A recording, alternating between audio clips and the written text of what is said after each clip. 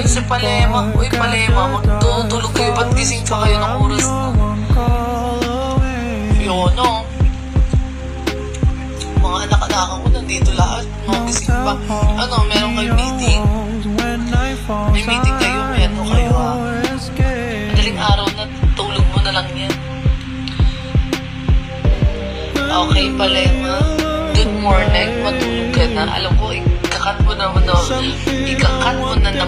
So, Palema, good night.